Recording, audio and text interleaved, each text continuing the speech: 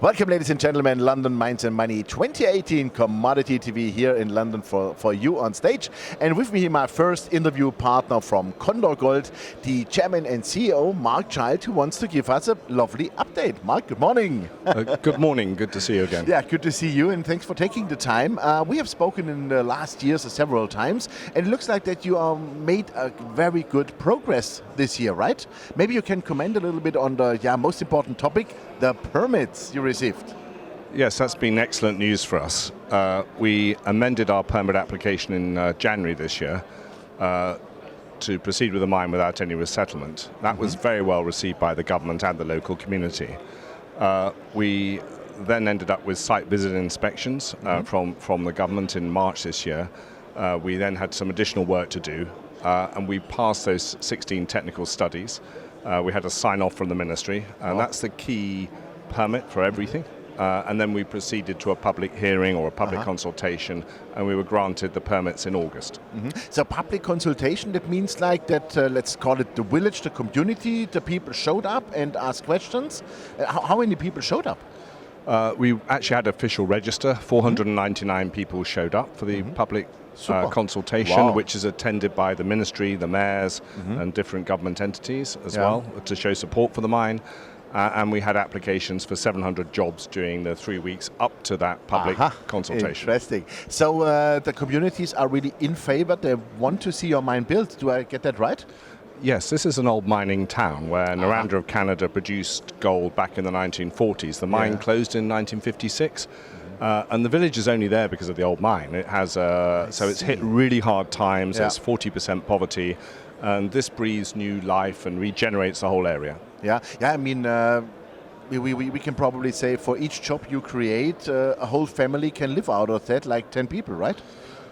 Yes. 5 to 10 people, let's put it that way. That's correct. But in addition to that, of the direct employees and their families, there's another 5 to 8 multiplier effect for people supporting the mine with the food and logistics and anything from the hotels to other parts. There's a big multiplier effect. Absolutely. So you intend also to buy as much local as possible for the mine, right? Absolutely. Okay, super. So when we talk already about the mine, I mean, you have a very clear plan on how you want to do that. So what does it look like now? You have the permits. Now you can move on, I would say, with project financing, maybe strategic partner. How do you want to step further now?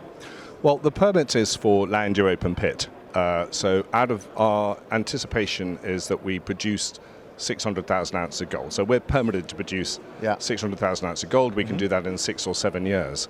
That's just the beginning. It only represents 35% of our existing resource of 2.4 million. And we think we can double that to 5 million ounces. So this is just the starter pit. So production should be about 100,000 ounces of gold a year for the first 6 years, but we can add in feeder pits and so on. In terms of financing, we'll look to streaming companies, we'll look to a strategic major gold producer buying a 10 or 20% stake in the company because we're permitted. Of course. It's a major de-risk, and the community and the country and government want the mine. Yeah, of course. They want the jobs and the tax, of course. Yes, exactly. So how much money we are talking about, approximately then? Well, we'll need 2 lots of money. We'll need to get us through the next 12 to 18 months. We'll need money to finance the construction designs, the final designs, and make the project a bit bigger by adding in feeder pits so we can produce 120, 30,000 ounces of gold a year.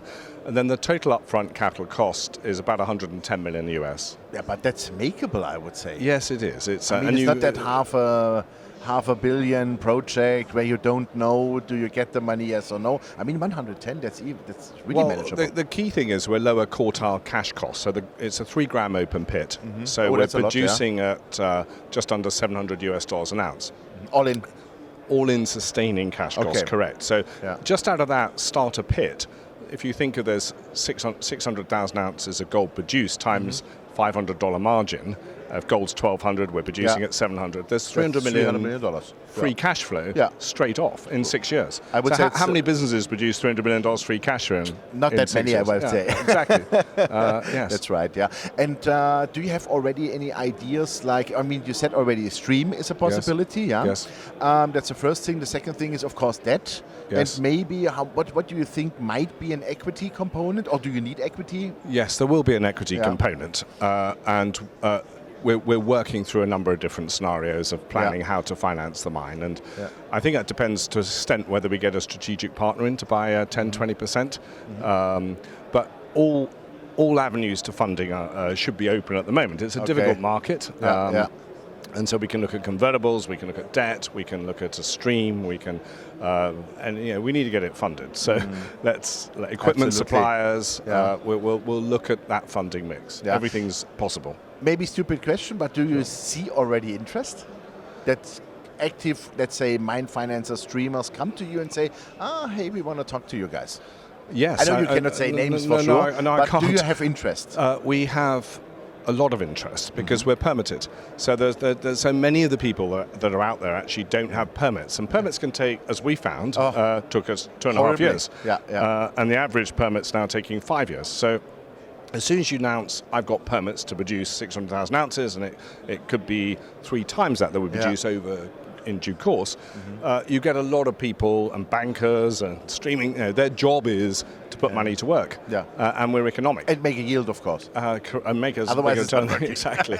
So we're in a multitude of talks with people. Fantastic.